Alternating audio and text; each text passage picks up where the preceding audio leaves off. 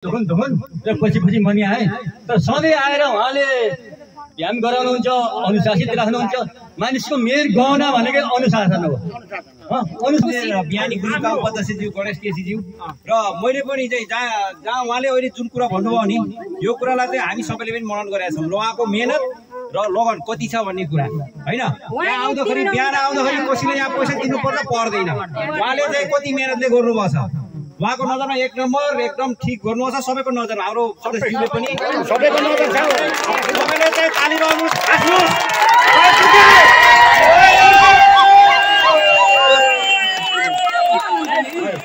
पनि यो हामीलाई चाहिँ यो खटिरहेको थियो कि उहाँको मेहनत र चाहिँ लगन कति छ भन्ने कुरा र सबैले चाहिँ गेस पनि गर्नुभएको छ होला र चाहिँ सबैको मुखमा हाँसो, सबैमा चाहिँ उहाँले चाहिँ जति पनि मुस्कान ल्याउनुभएको छ, हौसला दिनुभएको छ ल उहाँलाई धेरै धेरै धन्यवाद। र अगाडि पनि अझै पनि हामीलाई उहाँले चाहिँ अझै पनि अगाडि गएर अझै हामीलाई हौसला साथ गराउनुहुन्छ, सबैलाई गर्नुहुन्छ भन्ने चाहिँ हामीले आशा गरेका छौँ। उहाँको स्थापनाकर्ता र प्लस चाहिँ यहाँले चाहिँ जति पनि यहाँको बिहानी ग्रुपका उपाध्यक्ष गणेश केसीजीलाई यहाँ चाहिँ पुरस्कार चाहिँ ग्रहण गर्न हुन विनम्र अनुरोध गर्दछु।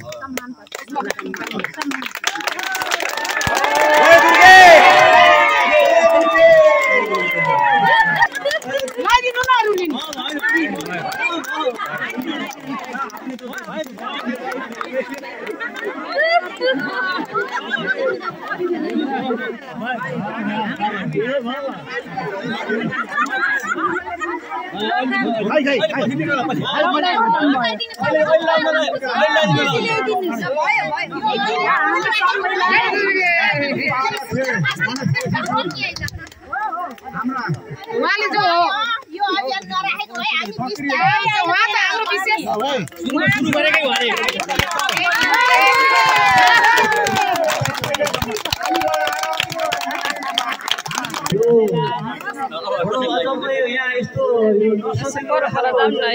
यो हाम्रो दुर्गा मन्दिर बिहानी व्यायाम ग्रुपको यो हामी एक्सर्साइज मात्रै गर्दैथ्यौँ। अहिले हामी गर्दा गर्दै हाम्रो धेरै कुराहरू हामी गरिरहेको छौँ। अहिले अरू पनि नानी बाबुहरूलाई सबजनालाई खुसी हुने, हामी कसरी खुसी हुन सकिन्छ भन्ने कुरामा सबैजनाको जोडबल साथ सबजना यसमा इन्भल्भ हुनुभएको छ। यो आजको यस्तो यो सस्पेन्समा मलाई यो जानकारी नै छैन।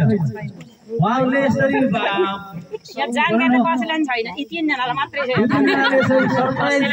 सरप्राइज गर्नुभएछ। यहाँ सबैजनालाई धेरै धेरै धन्यवाद। यहाँहरूको माया मैले पनि आफूले खासमा मैले अरूको लागि पनि गर्दै भन्दा आफ्नो लागि पनि मैले गरिरहेको छु। त्यही भएर यहाँ सबैजनाको महत्त्व के हो भनेपछि आफूले पनि स्वस्थ रहौँ, सबजनालाई स्वस्थ राखौँ भन्ने एउटा महाअभियान हो। त्यही भएर यो मेरो मात्र यो कर्तव्य नभएर हामी सबै कर्तव्य हो। यसमा सबैजनाले आफ्नो छरछिमेकीको हुनेलाई सबैजना आउनुहोस्, यहाँ स्वस्थ रहौँ। हामी यहाँ अरू कुनै हाम्रो कुनै उद्देश्य छैन।